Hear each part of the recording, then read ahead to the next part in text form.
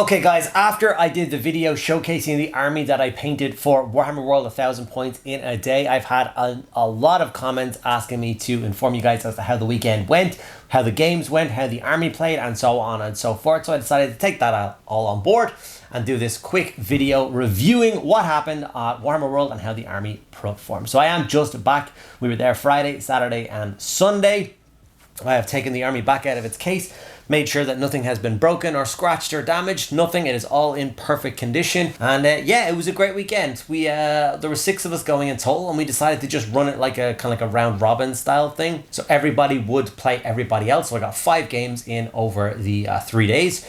2 games first day, 2 games second day, 1 game on the third day, and a lot of shopping on the third day as well. So we filled up the rest of the day with. And all in all, the army performed very, very well. In total, we had, like I said, 6 players. There was me, another Tyranid player. Then there was a Harlequin player, a Tau player, and 2 Orc players. So there was a nice variety. I don't know whether I said it in the other video, but we decided, because we do these kind of trips a lot, that we would take no power armor, no Space Marines were invited to this party.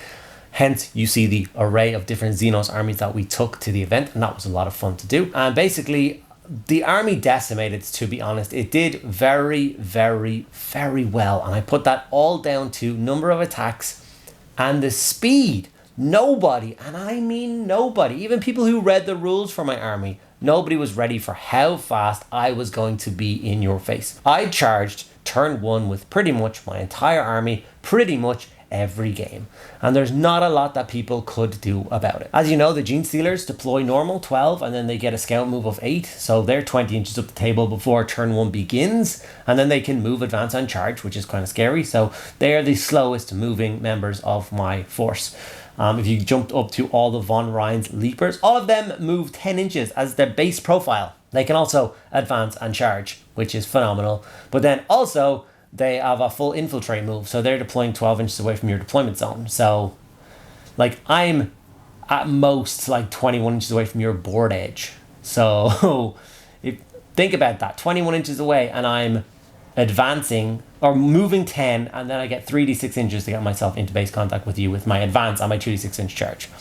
So, it's not difficult, and like that's to your very back line. No one is at their very back line, so genuinely nobody could deal with that. Then it came to number of attacks and damage output. So the number of attacks that my army kicked out was devastating. 6 Von Rhein's Leapers is 36 attacks, which is phenomenal. The Gene Stealers were, of course, the stars, as always. Because they weren't as intimidating looking as the rest of my army, what tended to happen was all the Lictors and the Death Reaper and the Von Rhein's were already in your face, and people would spend 2 turns trying to deal with them, and I would whittle down their force.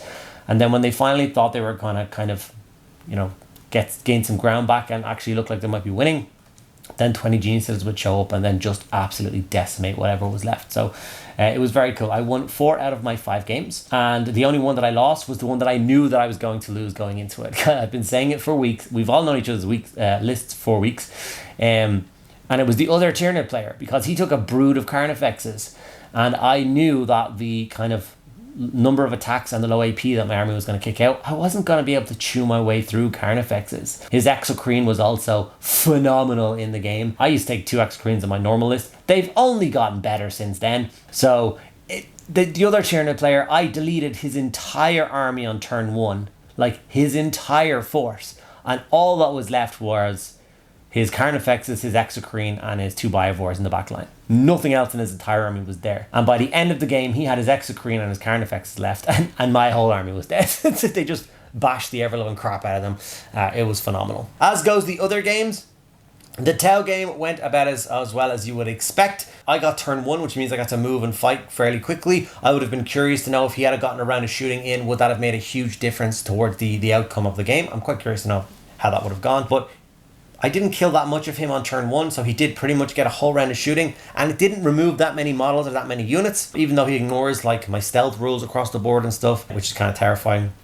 So enough of my guys got to weather that I just started to pick apart units, choosing Battlesig units and choosing Firewire units to disappear. And very similar to the other Tyranid game, once I started hitting his big machines, so his Riptide or his the big stealth one, whatever that's called, I just couldn't chew through, high toughness good armor, loads of wounds. I definitely don't have anything really punchy in the force to deal with those things. But eventually I just dealt with so much of his other army that I could just concentrate so much fire and so much claws and teeth on it that I was able to tear them down.